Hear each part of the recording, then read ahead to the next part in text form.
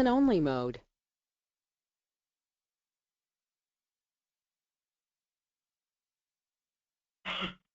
Hello there. My name is Emily Helpland. I'm the International Advisor for ACPA Convention 2016 and also the Vice Chair of Outreach for the Commission for Global Student Development. Welcome to all of you joining this webinar, whether that's live or the recorded version.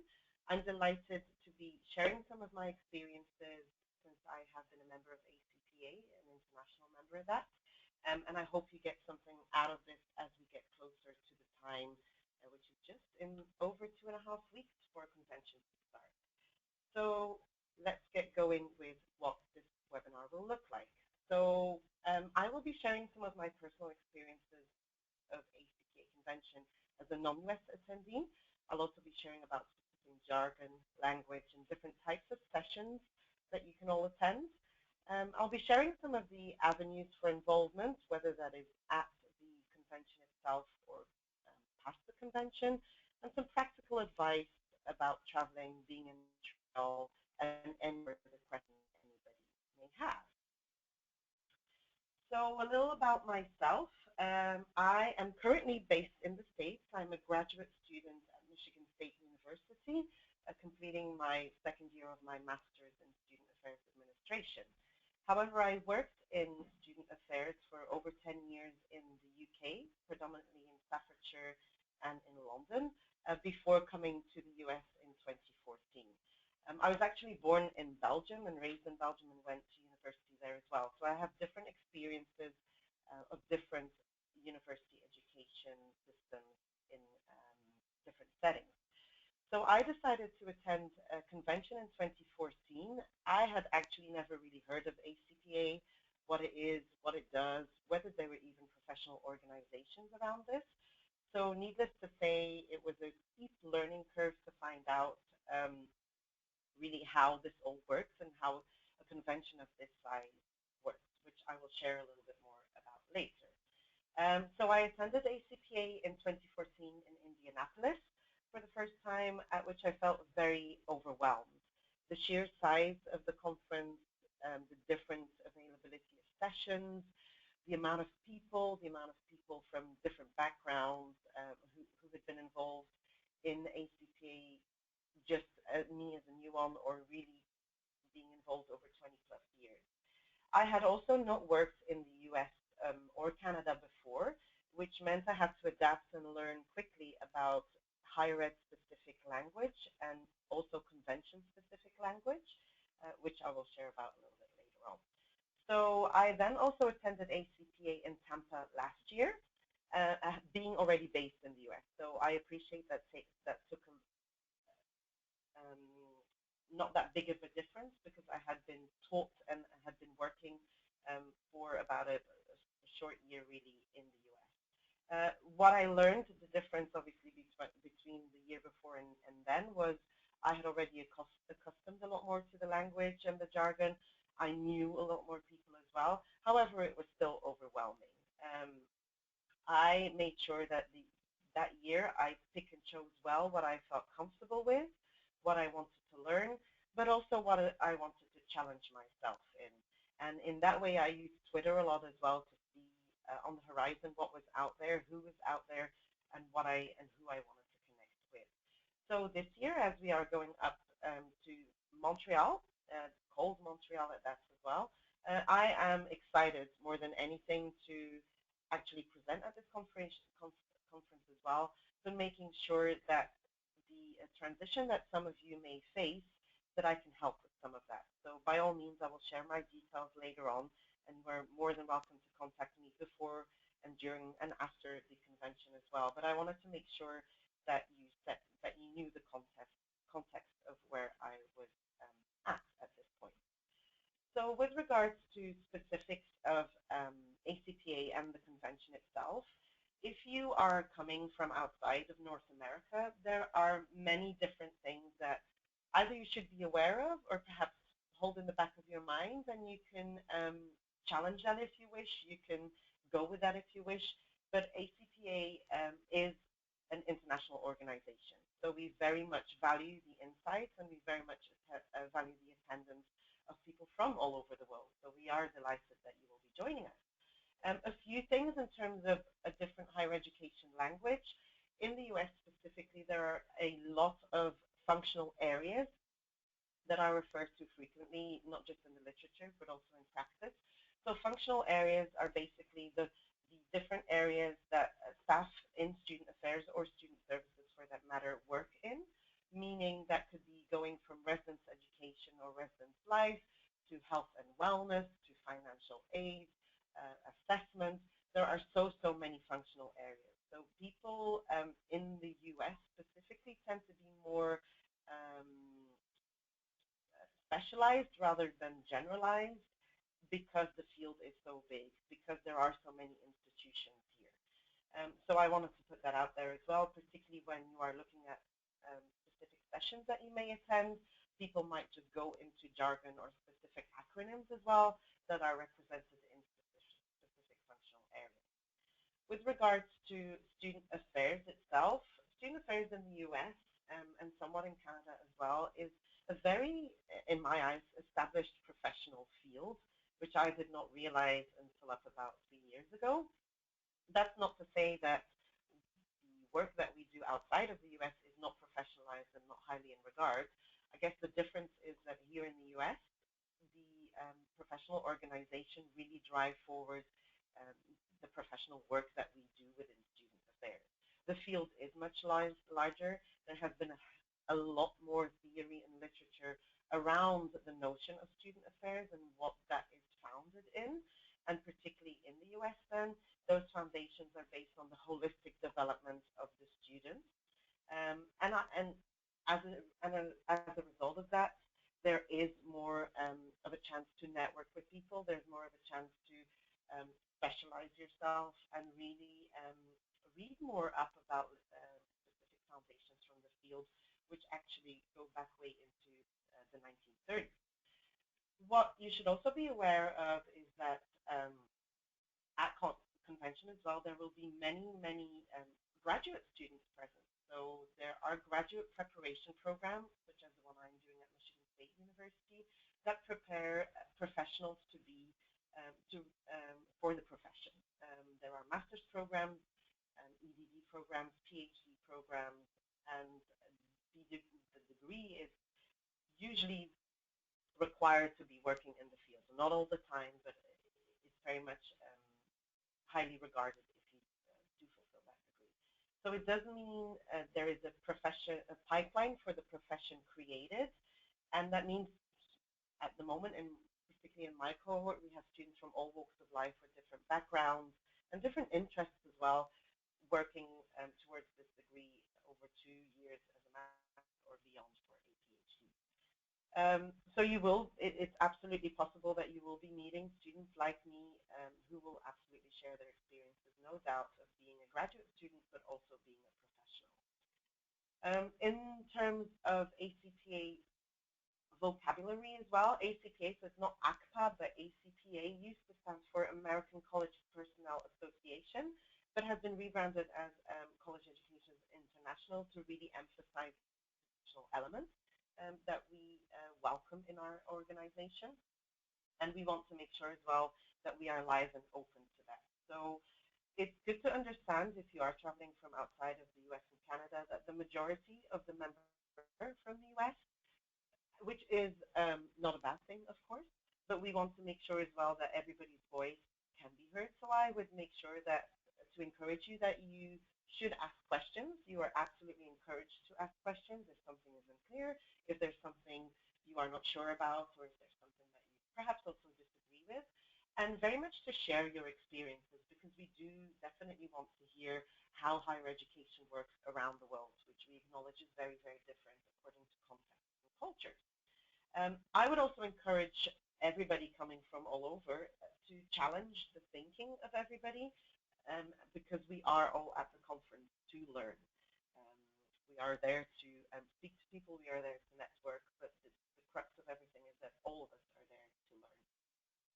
In terms of the scale of ACPA itself, over the last few conventions that I have been to, there were actually thousands of people. So I would say when you try and prepare yourself and get a concept of this conference, if you've never attended before, it is large, it is huge. You will be seeing so many people, so many different faces, and sometimes that's really overwhelming and hard, and emotionally that can be draining as well. So make sure you take time for yourself and prepare yourself for the fact that you are going into a large convention center with sessions taking place at the Palais, but also in hotels, and there will be a lot of walking around. If you are needing accommodations to support you in accessing rooms, make sure you speak to the registration desk or any ACPA staff member or volunteer, because we can make sure we can support you in that. In terms of the scale, the next slide will tell you more as well about the types of sessions and things that you can get involved in. So just prepare yourself for the fact that a lot can be happening from, let's say, 8 a.m. until late into the night, because we offer so many different things. The important part to remember, of course, is you are not required, and it's impossible to attend everything. So make sure that you download the Cloud Compass app if you have a device that can support those apps, because you can already start putting together your schedule at the moment. In terms of ACPA itself, ACPA was founded in 1924 and has nearly 7,500 members representing 1,200 private and public institutions from across the U.S. and from around the world. So this also emphasizes the scale of not just the convention, but really our organization. So members, as I said earlier, include graduate and undergraduate students as well, enrolled in student affairs and higher education programs, faculty, and student affairs educators from entry level to senior level student affairs organization officers. So really you have the chance to connect with so many different people, people who are not even in the field yet, people who are thinking about going into the field, and people who are absolute experts at what they do, whether they are practitioners or faculty. And lastly, on that slide also was mentioned to find an ACPA ambassador. We have an ambassador scheme that includes just over 100 current professionals, new professionals, or graduate students as well, who will be very visible at ACPA convention for you. They also have a Twitter account at ACPA ambassadors, and they are there to help you connect with people. So make sure you find those people as well, or connect with them beforehand. So in terms of the types of sessions that you can attend, these are all the sessions that I will be going into.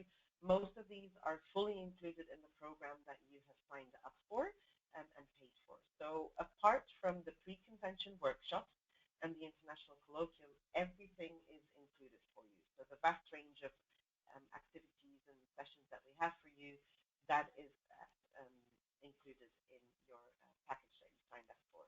In terms of pre-convention workshops, most of these are taking place on Saturday the 5th of March and or Sunday the 6th of March before the official opening of convention, which takes place on Sunday evening. These sessions provide opportunities for any attendee to engage in deep, sustained dialogue and learning on contemporary issues that a lot of us face as student affairs professionals. They vary in length. They could be a full day, they could be a half day in the morning or the afternoon, and some of them can even take 2 days. Examples of some of these are about courageous leadership, about feminist leadership. There's also a study tour showcasing Montreal's post-secondary landscape. There are Native American, Indian, and Aboriginal First Nations Student Support Service workshops, collegiate mental health, navigating the mid-level job search, African American male and female summits. There are many, many different ones for you to tap into. You do need to register for these, and it's still absolutely possible for you to register for them as well. They do come at an extra cost. Most of them are $75 and include lunch, apart from our international colloquium, which is $40 and does not include lunch. I would like to emphasize the international colloquium as well, because that's part of the Commission of Global Student Development. and is a wonderful program that takes place excuse me, that takes place on the Saturday from 8 a.m. till 4:30 a.m. And it gives a chance to network and interact with people from all over the world, actually. And we really delve a little bit deeper in this colloquium around defining and developing global competencies in student affairs and student services, whether that's for us professionals and whether that's for our students that we support as well. So I very much encourage you to attend this if you will be in Montreal already. As I mentioned, you can still sign up for it, and we would love to see you in the colloquium.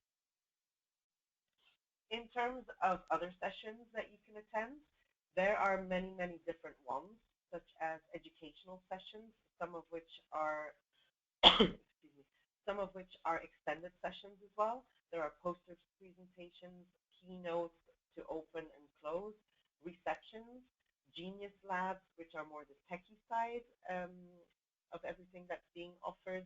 There's a large exhibition hall that showcases some of the companies and organizations that ACPA or some of the colleges and universities here work with.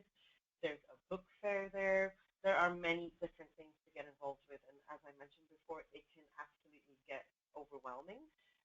So I would encourage people to really look at a variety of sessions and perhaps also making sure that you schedule in a break between, because they can run or even overlap at times, so you are physically unable to attend all of them. As I mentioned before, download the Crowd Compass app, or even when you look on the website of the convention, the full program is available at this point. In terms of other things that are available at ACPA convention and also throughout the whole year, we have different kinds of groups and commissions and coalitions. So entity groups that really look at either identities or job or functional areas that people can work in. The first group of entity group is called coalitions, and you can see the link there that guides you to the 6 different coalitions that we have within ACPA. So they are groups that are at the forefront of issues of inclusion and social justice.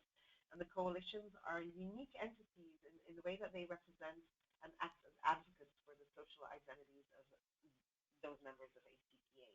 So unlike the commissions that I will talk about in a little while, the coalitions represent who we are and what we bring to ourselves, to our profession, and also to the organization.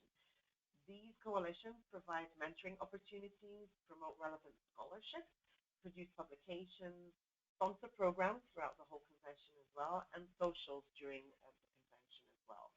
So you may see as you pick up, when you register, as you pick up your badge, you will be able to identify with certain identities or define the pronouns that you wish to use according to your gender preference. And these are really wanting to make sure that you visibly show what you're interested in so people can connect further with that as an icebreaker without needing to know who you are. In terms of commissions, we have currently 20 commissions within the organization, and they represent the job or functional areas and professional specializations within ACPA and the membership. So most commissions offer electronic updates and newsletters. They provide opportunities for educational programs and networking at the convention, and offer programs and services to members. Members, like me, can volunteer for activities including leadership positions within the commission, and individuals can indicate which commissions you'd like to join when becoming an ACPA member. So when you became an ACPA member to sign up for convention, or you were already a member, or you're still thinking of a member, this is a great draw that you can make sure you sign up or update your membership list on the committee's page online. There are no additional costs to be a member of any of the commission, so that means you can tick the right box, so to say, according to your interest areas or your needs. And some examples of these commissions are the Wellness Commission, the Commission for Student Involvement, Student Conduct and Legal Issues, Spirituality, Faith, Religion and Meaning, Housing and Residence Life, Safety, and so on. As I mentioned, there are 20 of them. With regards to the final entity group, so to say, we have different communities of practice, of which the main one currently is the mid-level community practice, meaning this is the stage in the career, so to say, where some people have already worked a little bit in beyond entry level in the field, but are not at the level yet of senior professionalism. So there is a whole community where people at mid-level status, so to say, come together, share experiences, and again, work very much on the basis like commission and coalitions, where they share publications, meetings, webinars, presentations, newsletters, and so on. Excuse me. So more to what I alluded to earlier, in terms of the educational sessions, um, as I mentioned, extended sessions were included in that, so they can actually run over 2 blocks of time. The commission and coalitions, that I mentioned before, they also have open meetings that anybody is welcome to attend. The receptions are often hosted by either commissions and coalitions, but also by colleges or universities who try and bring back alumni, but also current students or people who have an interest in connecting with people from certain universities and colleges. Celebrate CPA and Culture Fest are great events to really introduce you to our organization, which takes place on the first evening after the opening keynote on the Sunday. And they showcase not just what the organization stands for and who we are and everybody who is involved in it, but really also start setting the tone around the themes that you will see occur not just at the conference, but also what goes on in the world at the moment. There is also a great event called the Idea Generator, which is presented by senior professionals and faculty who talk about current issues in higher education at the moment, which you are encouraged to attend and also can actively participate in. With regards to town hall, a town hall in the strictest sense of the word, so to say, as I know it in the US, is really an open forum meeting, which usually includes senior leadership of the organization that shares what is going on in the organization and what the future may hold for the organization, and really is an interactive meeting for people to consider what the issues are and to talk about those issues, but obviously a big size meeting. The Commission for Graduate Students and New Professional also hosts a very, very great and well-attended cabaret, which comes at an extra cost, which you can sign up for either now online already. You can buy tickets for that, but I'm sure you will be able to purchase tickets as well as you arrive in Montreal. I would very much encourage you to attend an orientation to convention session, because I appreciate the fact that I have been talking a lot now about the different kinds of sessions you can attend without you having a feel of what the space looks like. So the orientation will include not just those coming from outside of the North America, but also new attendees or people who may have not come to ACPA convention in a while. In terms of how you can get involved in ACPA at this point, people have been tweeting and Instagramming and Facebooking profusely with the hashtag ACPA16, so you can start the conversation now. You can get involved in the conversation, or you can watch the conversation as well. People are promoting their sessions, are sharing their excitement for conference, are sharing what there is to do in and around Montreal, so you can get a feel for the great city in Canada as well. So I would encourage you to have a look at social media if you are using those avenues. As I mentioned before, definitely download the Crowd Compass app and put your own schedule together. You can look at different schedules per day. You can consider where your interest lies in different programs, or you can even find particular faculty or professionals that you may want to interact with. You can find those in the app and find what sessions they will be part of, so you can attend the sessions together with them. And of course, I want to make sure that you are aware of our commission-sponsored events and sessions. With regards to the specific sessions, we host an open meeting. We host a reception, which is a fantastic reception that Dr. Love also usually attends, and everybody from the commission will be present as well. And we have a vast range, and particularly this convention, of sponsored sessions through our commission because the conference is outside of the US for the first time. A little bit about how I got involved in the commission. I consider this commission and ACPA to be my home from home, so to say. And the first time I heard about the commission was actually at the convention for the International Colloquium back in Indianapolis 2 years ago. And straight away, I felt very welcomed by the US and non-US attendees within the colloquium, because I found it to be a small space where my value and my opinions and my experiences were very much valued, and where people showed an interest in finding out about them, but also a space where I felt I could ask questions and a willingness to hear and share what people have to bring to the table. So that was my first interaction 2 years ago, and since then I have become very close to people on within my commission. We have a Facebook page that you can find and definitely become a member of. So if you just find Commission for Global Student Development, ACPA Commission for Global Student Development online on Facebook, join the group. We have lots of interesting conversations going on there about current trends and issues, and we are also sharing some of our thoughts, definitely leading up to the convention. You can, of course, get involved in the commission as well. We have different roles available in terms of leadership or being a member at large, or just showing interest in the topics that we talk about and share throughout the convention and beyond. In terms of getting involved in ACPA itself, I would also encourage you to volunteer, because that's something I did in my first year as well. I went alone to conference.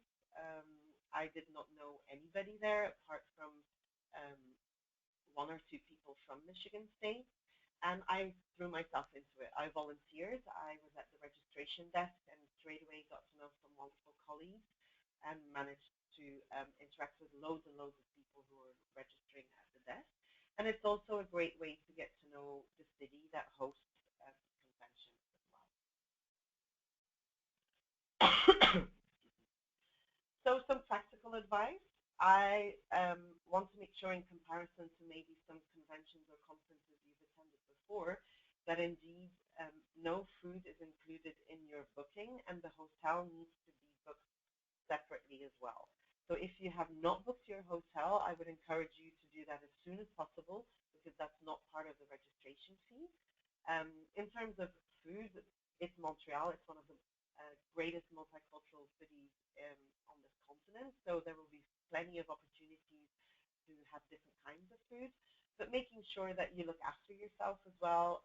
I usually keep some snacks with me throughout the day, and schedule in different breaks to make sure that I eat and rest and re-energize, and also reflect on the conversations that I've had and the sessions that I've attended, particularly when people are talking in what feels like a different language, even though it may not necessarily be a different language.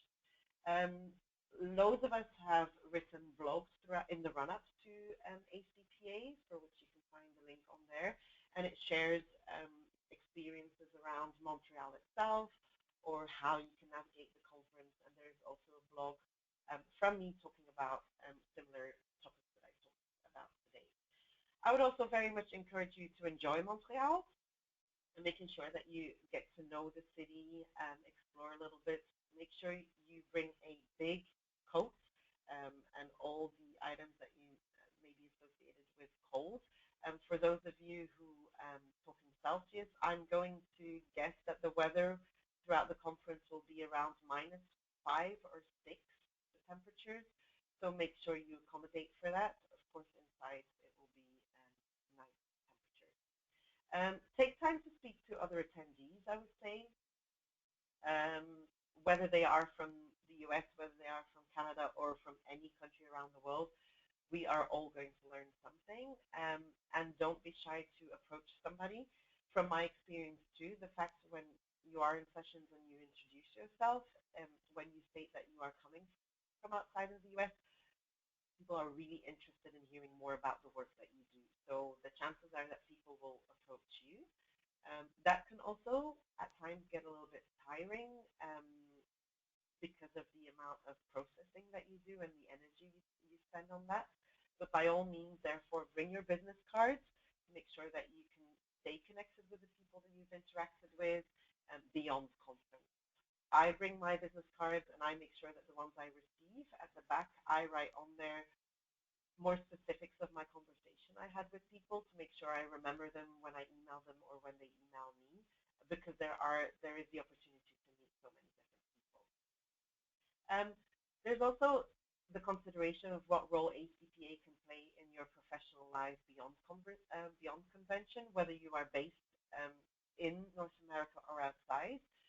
ACPA offers so many different smaller conventions or conferences or webinars and lots of different opportunities to still connect with people through the literature that is produced as well and the publications that are out there. So I would say if this is the first time you are involved in ACPA, this is a wonderful and great introduction, but don't stop there. Make sure I read the publications that I receive on a regular basis. I make sure that I read the publications of the commissions and coalitions that I have an interest in. And like I mentioned before, there are many, many avenues for you to play a role in the different commissions and coalitions. So I would say make sure you connect yourself beforehand if you feel like it, during and also after, because there are many ways that you can really make the most out of your membership or the start that you made with us coming to ACPA for the first time. So I don't know at this point whether anybody has any questions, but if there are no further questions at this point, I very much encourage you to contact me on my email address, which is healthone1@msu, Michigan State University.edu, or you can connect with me on Twitter as well. My avatar is at Emily Helfton, EMELIEHELFEN.